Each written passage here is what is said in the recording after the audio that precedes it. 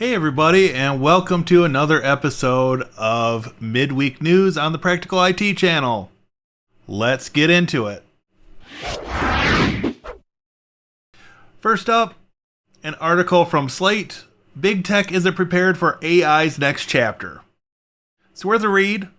I'm not sure it's just Big Tech that's not prepared. Many of us mere mortals likely need more prep as well.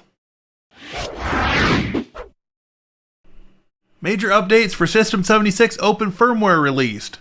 Highlights include re-disabled Intel Management Engine, Windows 11 and Secure Boot support, increased battery power limits and CPU performance, NVIDIA Dynamic Boost, firmware security update, fixes soldered DDR5 memory initialization issue in Core Boot, support for 13th Gen HX class Intel processors, and Intel Discrete Thunderbolt driver for Core Boot.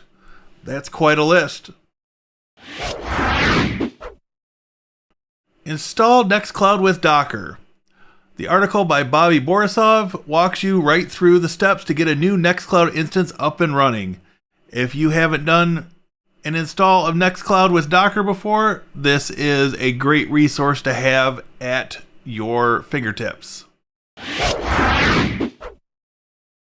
Canonical is looking at an immutable desktop Ubuntu powered by snaps. Love them or hate them, there are some instances where snaps make sense, and an immutable desktop is one of those use cases. Not sure I'll use it necessarily, but it is an interesting idea to keep an eye on going forward. Raspberry Pi production rising to 1 million units per month. The shortage will allegedly be behind us in the second half of this year.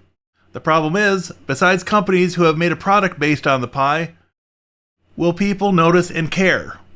This is the same pre-pandemic hardware, and we will be waiting until either 2024 or 2025 for a successor to the Pi 4B. Create a custom Fedora live image with Lorax. For all those Fedora users out there, Lorax sure sounds like an interesting utility if you want to customize a live image. Worth a look. Microsoft is killing Cortana on Windows 10 and 11 later in 2023. In its place will be Windows CoPilot, which is powered by ChatGPT technology. The WinUAE 5 Amiga Emulator has been released with UI and emulator improvements. Those of us who fondly remember the Amiga platform will no doubt want to check this out. Gnome plans new setting in the system panel for remote desktop. This will be a welcome addition. The current state of remote desktop options on Linux, especially with Wayland, is really messy, so anything at this point would be an improvement. Sniffnet, a Rust language-based network sniffer. For those of you who want to get a taste of what you can do with a network sniffer, but might be intimidated by Wireshark, check out Sniffnet. This piece of cross-platform software is available for Linux, macOS, and Windows. Minecraft officially launches for Chromebooks. If you're a Chromebook user, you can get Minecraft for the Play Store for Chrome OS for $19.99 US. Red Hat will stop packaging LibreOffice as an RPM for Red Hat Enterprise Linux.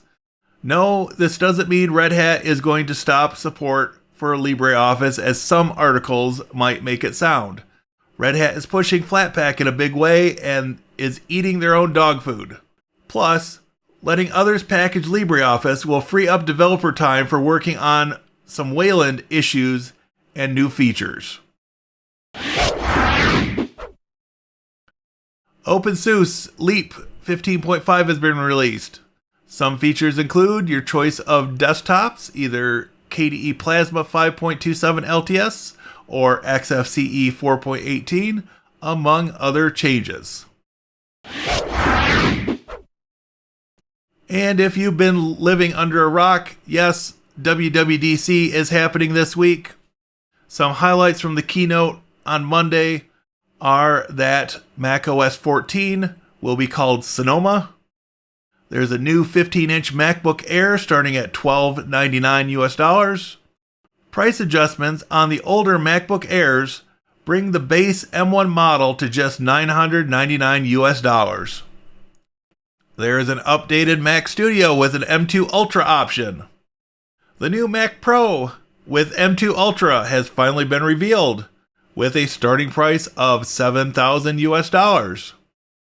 Vision Pro, Apple's new headset, has been announced at $3,500, and honestly, I'd rather pay an additional $500 and get a Mac Studio.